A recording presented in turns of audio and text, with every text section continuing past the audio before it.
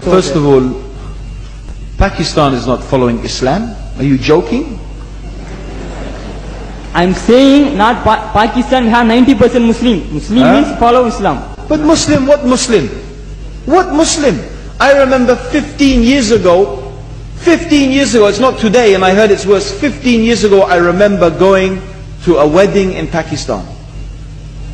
A wedding where men and women were mixing freely, where the bride was dancing on the stage with all the male members of the family dancing on the stage. I'm sure somewhere around, we probably hidden in a corner then, but I hear now it's open, drinking alcohol. What Muslim are we talking about? This was 15 years ago. Now I hear it's even worse. Oh yes, they're Islam. When the bride and the groom are walking to the car, they're holding the Quran over their head for blessing. That Islam? That's not Islam. What Islam is that? That's exactly the thing I'm talking about.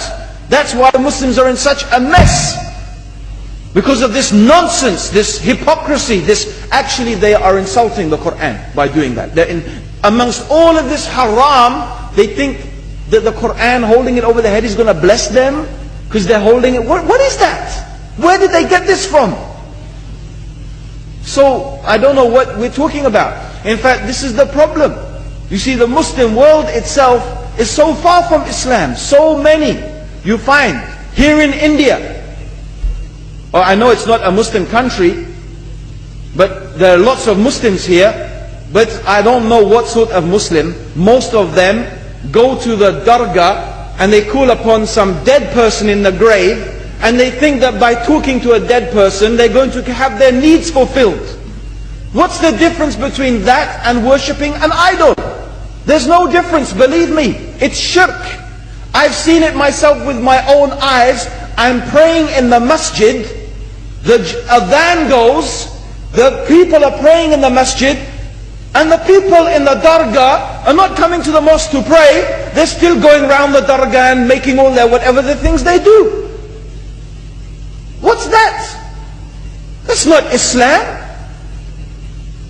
You go to many countries, you find Pakistan, you want to see Islam in Pakistan. You know, in England, in every street corner we have a pub. You know what's a pub? You know what's a pub? Like a bar, you know, a place where you sit and drink alcohol. Yeah? Yes? In Pakistan, believe me, they have something worse than that. Yes, worse. On every street they have a picture of a palm. Everywhere you see it, hanging from the windows. They have the picture of a palm.